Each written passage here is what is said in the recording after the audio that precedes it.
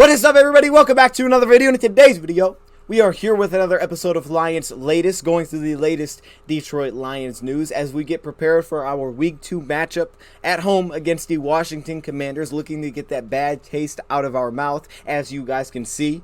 Not sure how this signifies that it's Lions Latest, but it looks kind of cool. I mean, it kind of does. Those are the 4 things that we're going to be hitting on in today's video, as well as we go through this, I'm going to be touching on some of my thoughts of this upcoming opponent, the Washington Commanders, what I've seen so far from watching their film, and certain places I feel like the Lions can attack this team, and certain things that they need to watch out for. So let's get it started. Fired up. It's made a great decision. Great teammates, coaches, and other people who want to be Super Bowl champions. And we are. We're going to do it this year. And we're going places because we want to go places. Touchdown, Detroit Lions!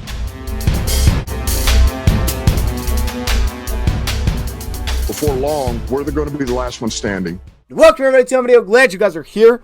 We're back with another Lions Latest video. I've said that so many times already, but I really don't know what else to say coming out of the intro. It's just like a habit to say it.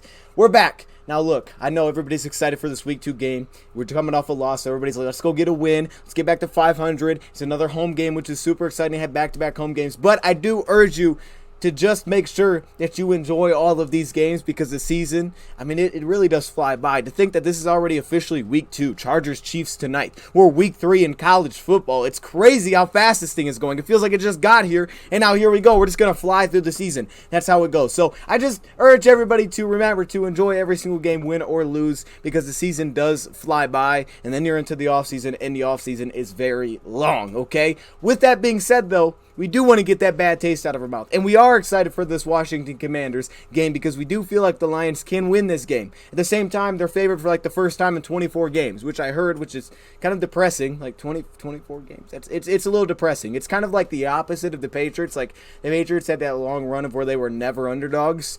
We were never favored. I guess, hey, that's something. I don't know. I heard it's the longest like in history, but the Lions are good against the spread, so you know what? We'll take it. Whoever's betting will take it. They're like, hey, they don't need to favor the Lions. They're good against it. They're the best team in football. Anyways, with all that being said, we got some things to dive into today, but this is not my preview / prediction video, okay? That will be either Friday or Saturday. That's not this video, all right? So I will talk about Washington, but this is not my prediction. However, we do have our game tonight. Week 2 is underway in the NFL. We got Chargers, Chiefs. I'm not even sure who's home in this game. I don't know what the spread is. I'm assuming Kansas City's favored, but probably a little bit. Who do you got? Put it down in the comment section below. If the game is already over, please do not put it down in the comment section below because you're cheating, okay? That does not count. For me, just top of my head, I'm definitely taking Kansas City in this game. It'll probably be a heck of a game to watch. I mean, you would think it would be a shootout. Could be a blowout, but you would think it would be a shootout. So I'm taking Kansas City in this one. I got them winning the division. Obviously, they looked really good last week against Arizona. Chargers won as well in a tight game against the Raiders. But I'm taking the Chiefs in this one. Dive into this. Let's waste no time. Let's get into our participation report first,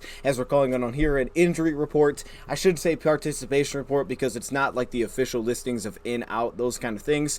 However, we got yesterday's participation report and today's that we're going to take a look at for each team. I'm cool with doing it like this, where we start on Thursday, because then you got 2 days to look at, and Wednesday, you know, it kind of can be like a day where, not necessarily a rest day, but they are very cautious with a lot of their players. And that's kind of the word that we got from yesterday, is that's how it was kind of handled for the Lions. And a lot of players popped up on the injury reports, but today we're getting much more inspiring news about the Lions injury report in terms of guys improving or just little notes off to the side. So with that said, we'll take a look at both. Let's throw it on the screen now. We got a nice little different graphic to take a look at. And let's start with our Detroit Lions first. On the left side, we're going to compare it to Wednesday's. So if it's in green, it means it was an improvement for the player. If it's in red, it means it was the opposite of improvement, which I still don't know what the word for that would be, a decline. And if it's just the same color, then nothing changed from day to day. So taking a look at the Lions first, as you can see, Michael Brockers, who popped up on the injury report this week, improved today to limited participation. He did play in last week's game against Philly. The one play that comes to mind immediately with Michael Brockers was the screen that they were in, where Michael Brockers absolutely just ran over the center last week of Philadelphia. I mean, just ran him over, and that was the play Malcolm Rodriguez actually shut down the screen. That's the play that comes to mind immediately, but it's good to see some improvement there. We can use all the interior defensive line depth we can get for sure. Any defensive line depth that we can get is outstanding, and we got some guys now. We got some players along this defensive line, so keep your strength a strength. Taylor Decker, limited participation. This is another one that was like kind of just popped up. And anytime you see Taylor Decker, I know me personally, I get worried. I'm like, oh no.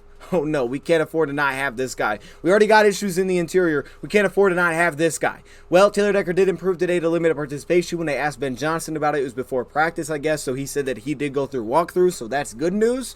And it looks like Taylor Decker's trending in the right direction to playing this week, which is outstanding. We need him. Especially, hey, look, you thought we were going to get an easy matchup next week, right? You thought after coming out of Philly, it was like, hey, they're going to give us a nice, chill game next week against an okay defensive line. No, they give us another really good defensive line. I know they don't have Chase Young, but they got dogs really across the entire front. And every coordinator, the coach, have hit on different numbers, guys that they're worried about. And there are numbers that they haven't hit on that I'm like, well, this guy's kind of a problem too. They have depth like crazy on this defensive line, and they are a problem. It is one of the strengths of their team, which every coach on the line staff can agree with. So having the offensive line is great. Tommy Kramer, no participation, but to add a side note to that, he has been placed on injury reserve for the Lions, which of course opens up a roster spot for the Lions. Now the Lions have filled that roster spot out. By doing that, they have signed an offensive lineman. We'll get to that in a second. They also filled out their other roster spot that was open by Big V hitting IR by signing Josh Jackson, the running back, to the active roster, who was our kick returner last week.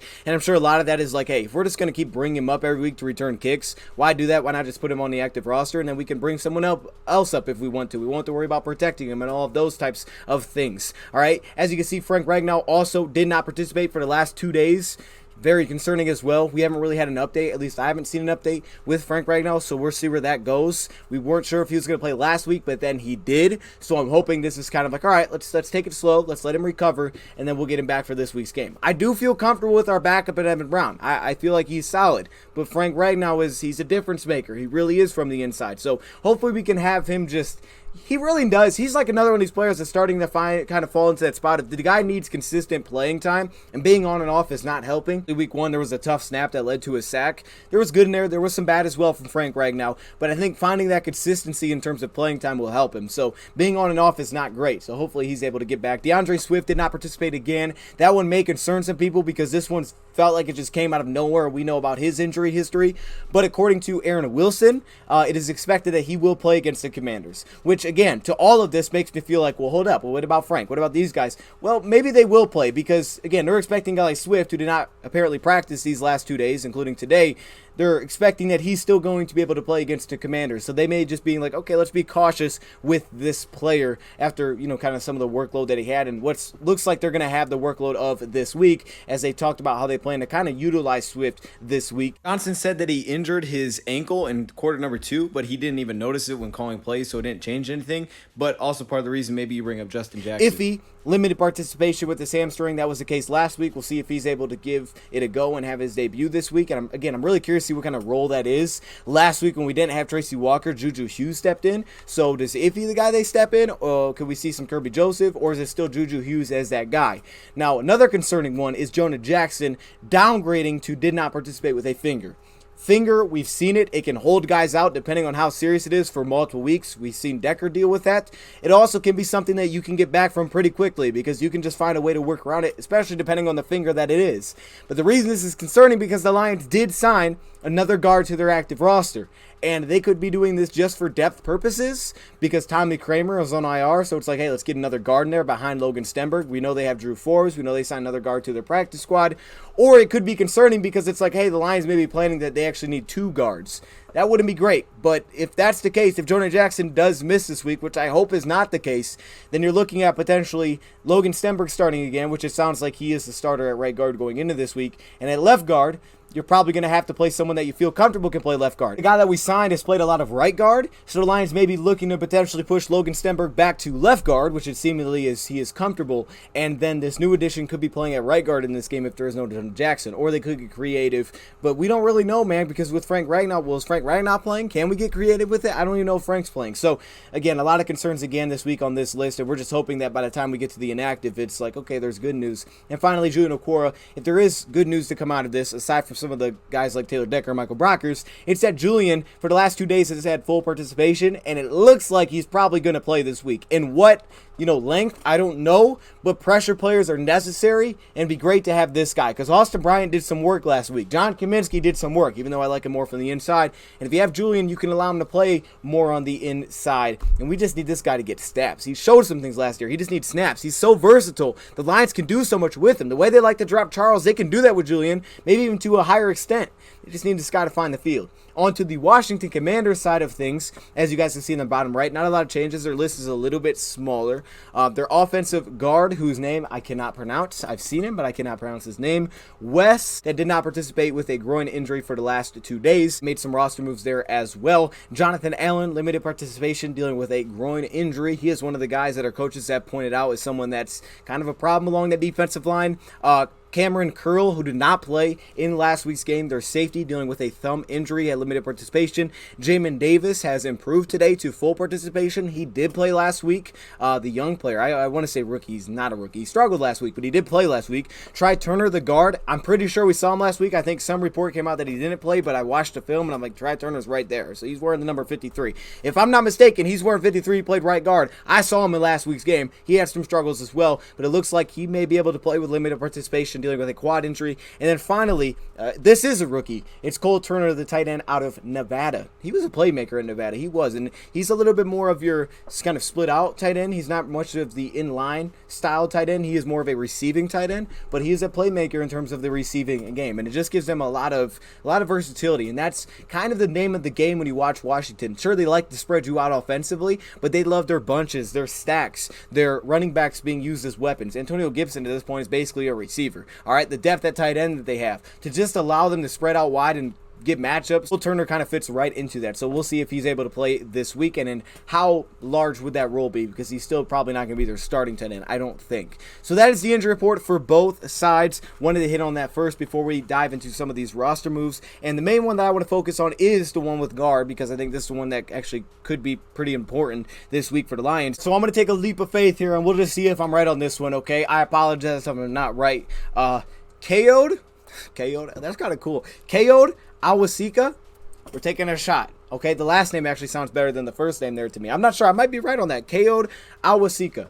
Pretty sweet name. With that being said, this is the new guard that the Lions have added to their active roster. And again, this comes kind of in the spot of filling in for Tommy Kramer being placed on injury reserve. And look, it would be great to have Tommy Kramer, because I think Logan Stenberg did struggle. And Ben Johnson did say, there were ups and downs, what we expected from a guy making his first start. And I do hope and hope that, he comes back and he improves this week and have a better showing. I mean, he did some good things, but there were definitely some issues in there. And he had a good defensive line that he was going against. But the thing is that's not going to be let off this week. It's going to be another very good defensive line in the interior that he's going to face. Maybe not a Fletcher Cox necessarily, who seemed to give him some problems in last week's game, but it's going to be a tough matchup regardless. So hopefully he does improve. I mean, if you got Tommy Kramer back, then it's like, well, Tommy Kramer could potentially take that spot. But in the words of Dan Campbell, this is a great opportunity for Logan Stenberg. So to me, it sounds like they're just expecting, hey, Logan's going to start. It's an opportunity for him to prove himself and show what he can be for the future, because this is the first time Logan's gotten this opportunity. It's been a long time coming, so hopefully he can live up to that. And with that being said, Awosika, the reason that makes me a little bit nervous about this addition is because if they feel like that about Logan Stenberg, could this have something to do with the concern about Jonah Jackson? I hope not, but it definitely could. It could just be depth, because it's like we don't have Tommy Kramer, so we need a backup that we feel good about beyond a Drew Forbes. Maybe that's this. I don't know. Either way, let's talk a little bit about him, because he hasn't played much in the NFL. However, he is a young player that has, to me, shown some legitimate growth. Okay, this was a 2021 undrafted free agent out of Buffalo. Yes, the MAC school. So small school player, which is sometimes it's intriguing, because when you get an undrafted player out of a small school, it's kind of expected, right? It's expected that would be the case. So you can really find gems out of these smaller schools that don't get as much attention, like a MAC school that doesn't go against the same type of competition. This is a player that, of course, has the size to play guard. He was a 3-year starter at tackle in college, but has bumped into the guard position in the NFL because of his build. 6'3", just over 300 pounds. Makes sense that he plays that spot. He has played both guard positions. I've seen him play at both, specifically in this past preseason. He played at both left guard and right guard. The first game that I saw him play in, he played at right guard. The second game I saw him play in, he played at left guard against the Cleveland Browns. So he's played both positions. He's wearing the number 72, just in case I throw up any clips. That's who he is. I have seen, I think, some massive improvements in the preseason versus what we did get to see at the end of last year, which would have been his rookie season against the Dallas Cowboys. So he did play one game last season, and it was against Dallas. Philadelphia was in a final game of their season, week 18, where it had no implications on their playoff status, win or lose. So they end up giving, I guess, some depth guys opportunities. Now, I don't believe he started in this game. The first couple drives, I did not see him on the field, but eventually, closer to halftime, he did get himself onto the field, and he played at the right guard position in this game. So again, maybe this is like, hey, we could put him at right guard, put Logan at left guard. Maybe something like that's possible. Again, there is always a possibility of, well, Evan Brown could do this. You can move Frank, but then again, is Frank going to play? I mean, I hope we're not down all these guys, but as they say,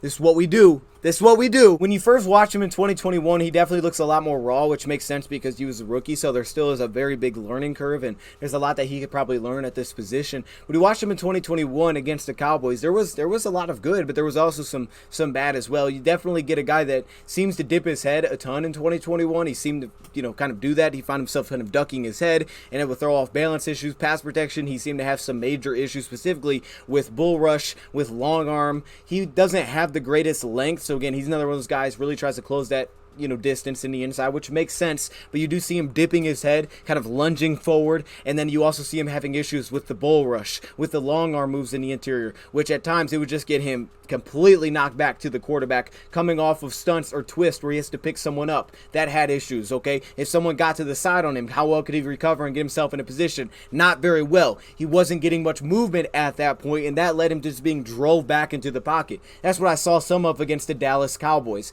However, then you start to look at his 2022 preseason, and again, it's against different competition. It does look like he has improved, or at least updated his technique and how he's looking to approach things, specifically speaking in terms of pass protection. All right, I see a much more active guard in pass protection, again, playing both spots in 2022, much more active with his hands, much more active with his feet, right, trying to mirror more than he did necessarily in 2021. I think a lot of it has to do with he's trying to keep, his head up. He's trying to keep more bent and in a good wide base as a pass protector. That way he's not getting bull rush to the quarterback, which I didn't really see happen as much, like at all, in the 2022 preseason, which is a great step forward. Some of the lack of knee bend, even in 2022, he's not much of a knee bender, right? So when you watch him, he's a little bit more upright. And again, that can cause issues when you talk about lunging and dipping your head, things like that. He doesn't show much bend naturally from the guard position. So it looks like they've tried to improve a lot of that this offseason heading into this year. And you see just a very active guard that I like a couple things. First off, he explodes into his passing sets.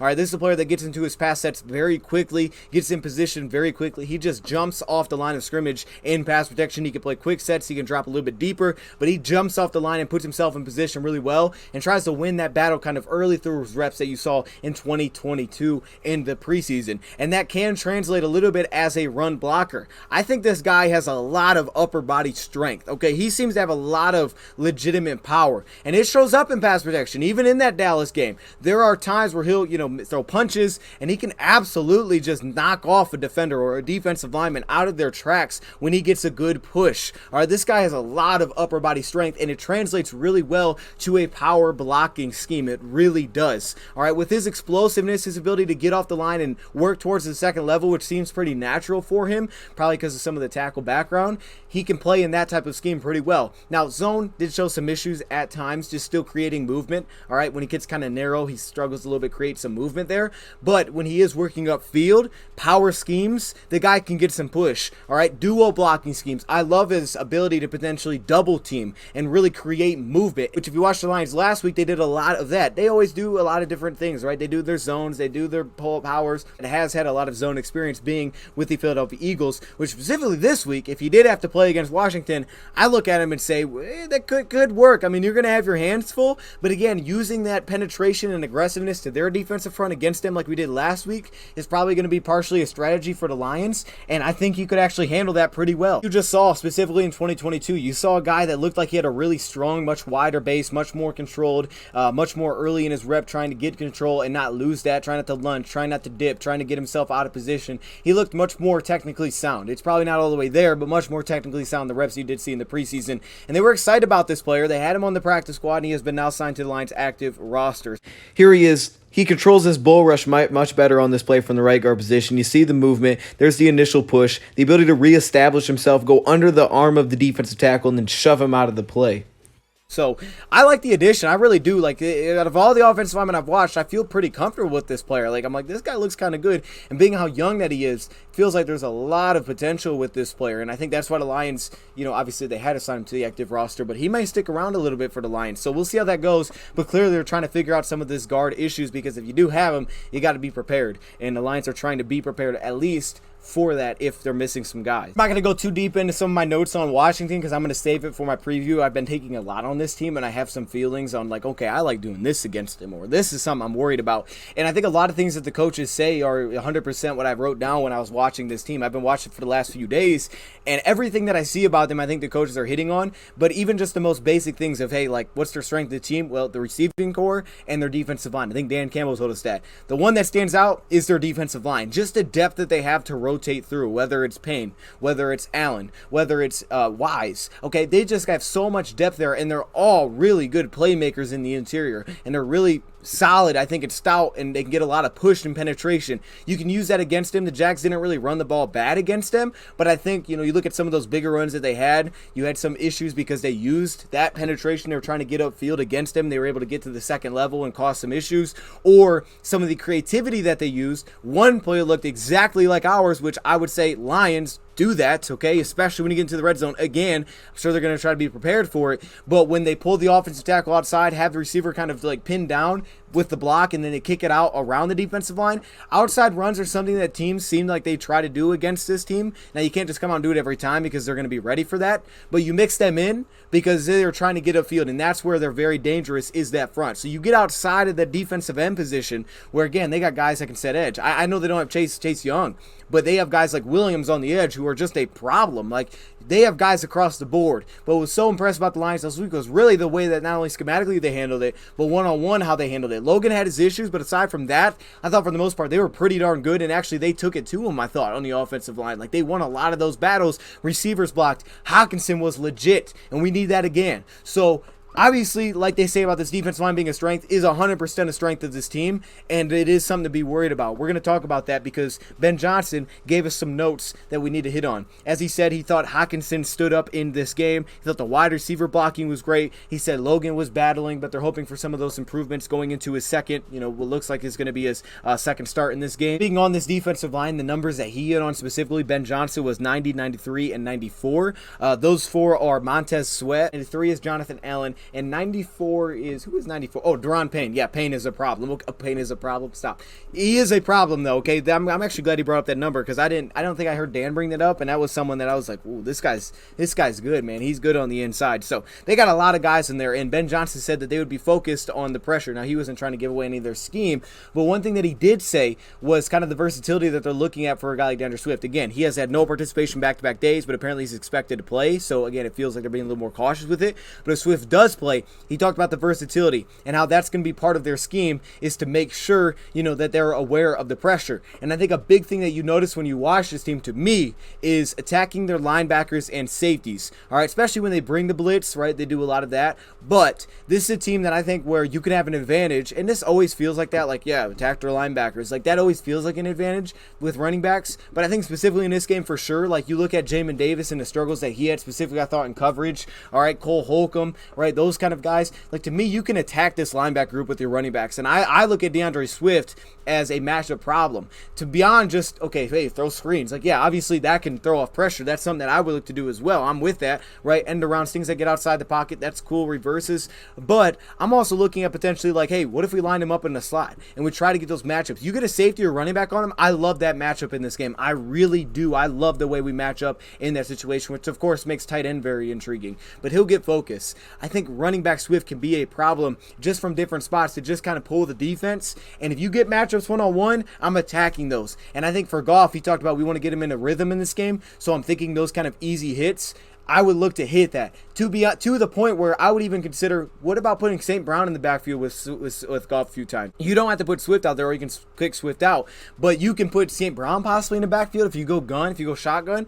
I wouldn't be mad at doing that. Well, you did it a little bit last year. You want matchups? There you go. You do that. And if you get some of that underneath stuff rolling and you get some of that, attention, it seems like one thing Washington is not afraid to do is get a little aggressive with their safeties. They're not afraid to bring their safeties within 15 yards for sure, close to like 10 yards or even closer in the box.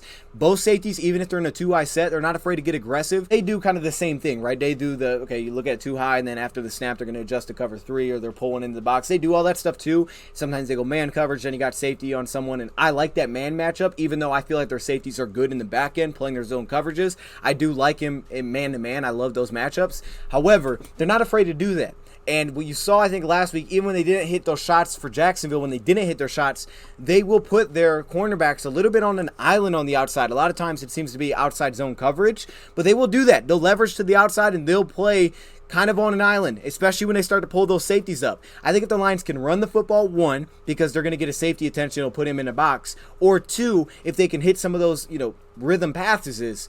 What the heck was that? Rhythm passes. All of a sudden, you might get them creeping up, and I think you got opportunities on the outside. Now, they got some guys, right? They got Kendall Fuller. They have William Jackson. He's fast. The guy ran like a 4.340. However, they did show some struggles, I think, on the outside. And I circled DJ Chark in this game because I look at this and say, look, there's no reason you don't get 1 over top. Double move. If you get pass protection, which, again, is going to have to be set up. You have to have that set up, but you also have to just pass protect well straight up as well. Play action, or possibly just come out in the gun. You get some safeties kind of sneaking up. You split out DeAndre Swift. Here comes the safety down. Now you got DJ Chark on the same side, 1-on-1 with Fuller. I'm looking at a double move potentially and hitting him up top and taking a shot because I think you can create space, and those receivers for Jacksonville were creating space last week. We'll see how much attention they pay to that. You could put Khalif out there. Josh Reynolds could do some work, but I really look at DJ Chark. If he doesn't get extra attention, he can get you 1 shot play in this game. There was some bad news, however, for this Washington defensive line, which I forget they have this guy because, dude, how loaded is his defensive line? Fedarian Mathis, I can't remember how to say his name from the draft. The 2nd round pick I think he's out for the season actually with a torn meniscus. Either that or he's just placed on IR, which, again, they've made some defensive line moves. I feel really bad. I like Mathis a lot. Actually, to the point where in my predictive mock, if you guys remember, I had us taking Mathis. Now, I think he went either 1 pick right after us or 1 pick right before us. I like our guy out of Kentucky. Josh Pascal. We just need to see him play, but, he'll be here eventually. But that's some unfortunate news for them. It's definitely a tough blow, but like I said, they have depth throughout that entire defensive line. He really didn't sleep last week because of the fact that they lost, and he felt like they didn't do enough offensively. There was a lot that they left out there, but he said he was not discouraged. But I don't think you can be discouraged, man. There was so much good that you can't be discouraged. He felt like the run game was good, the pass game. They have some room. They need to pick some things up in the pass game for sure because there was, again, a lot of opportunities left out there. He touched on some of the drop passes, but he also said that specifically with that pick 6 play, he felt like that was one where he could have done better. He said he was pretty fired up about all his play calls aside from 1 drive, 1 series. I don't know which one that was, but he did say with the pick 6, he felt like that he could have done a better job and possibly got on the headset and told Dan Campbell to probably call a timeout there. Remember, that was in the first half, so you could have done that. He said I probably could have got on and told him to call a timeout because when I guess by the way he put it, is when they broke the huddle, there was a little more communication than what they've seen in practice. I don't know if he's talking about the defensive side, if it was a different look. I feel like it was more so probably within the offense and what they're seeing, and he didn't feel comfortable with it. He didn't call a timeout. It turned into a pick 6. Obviously, they had a communication breakdown. We talked about it. Hawk ran a stick nod, golf through the stick, pick 6. Logan got beat. Could have been a pick either way, honestly, if he would have ran the stick. But regardless, it turned into a pick 6, and he felt like that was an area where maybe he could have called a timeout. They were also in a 2nd and 16 at that point, so that may not have helped them, and that was the spot where maybe he could have tried to rally the troops a little bit more than he did. On the defense side of the ball, I actually couldn't find the interview for Aaron Glenn, so these are just notes that I read from it. First off, he said that, he was encouraged and a little bit discouraged from this game because he felt like there was a lot of correctable mistakes, and he thinks a lot of these young guys came out and they were a little fired up, and that was good, but at the same time, they left some responsibilities, and he feels like they'll be more locked in, more assignment sound, which is probably the main takeaway from this defense. It was the first thing I took away for sure was assignment-wise, we are blowing some assignments defensively here. Guys are just leaving, or they're not communicating well, and there was just a lot of issues with that last week, and of course, Jalen Hurts just took advantage of it. But even the offensive linemen from the Eagles were saying, he kind of bailed us out sometimes because the Lions were showing some pressure looks. We didn't pick them up always very well. Like we talked about when they won, they put Charles and Hutch on the same side. John was unblocked, ran right at the quarterback. He made a miss and then took off. Bailed him out, right? Terrible pass protection, unblocked, but Hurts takes off and he gets a big game. So those are things that Lions have to be aware of. But he does feel like against Carson Wentz, as I kind of felt like after that game was like, okay, at least we don't have to play a guy like that again. I know Wentz will scramble. He will. Wentz is not afraid to scramble. He scrambled multiple times against Jacksonville. But it's not the same. It's definitely not the same, especially when the first read is not there. Jalen looks to go, and Jalen at the same time is just a lot more dynamic with the ball in his hand. And he's basically a running back to a point. So he's a problem with the ball in his hands. Wentz, he can be an issue, but it's not the same. So he feels like some of his pressure players will have a better day. Ali McNeil, Hutchinson, Charles Harris. And they got pressure. I love their alignments. They got pressure, but being maybe more productive in terms of showing up on the stat sheet, he thinks will show up in this game, I guess, because of more of their matchup.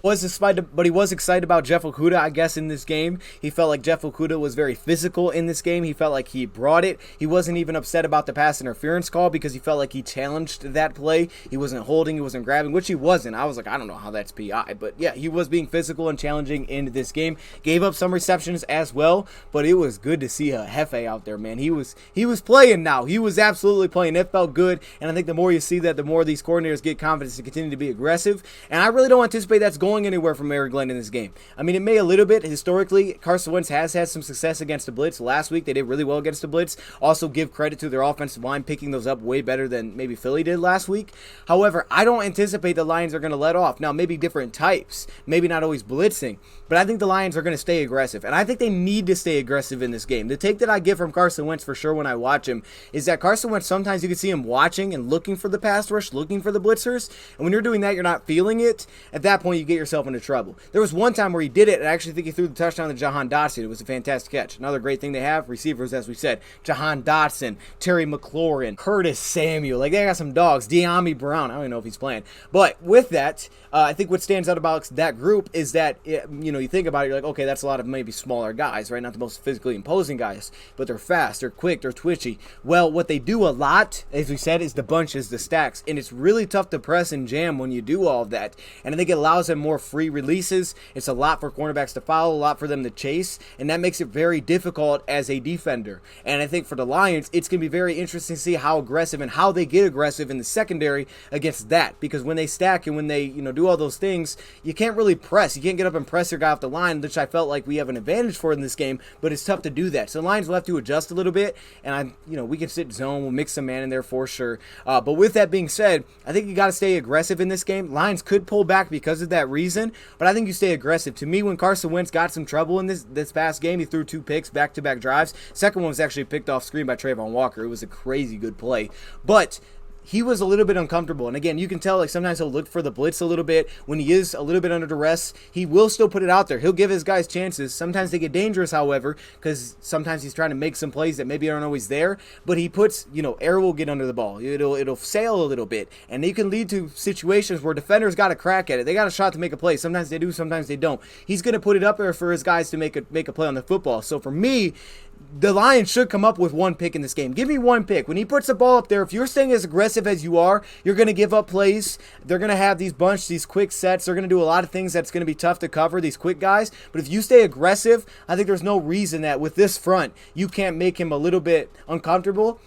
If your assignment sound and have him put up a ball for grabs that you can come up with. I think the Lions secondary has to be aware of that, and just to be like, hey, let's come up with a football in this game. You gotta win the turnover battle. We didn't last week, and I think the Lions have a golden opportunity to win it this week. I think they really do against this team. I think Carson may give you one if you stay on him. But if you look at the Jacksonville Jaguars, they were on him.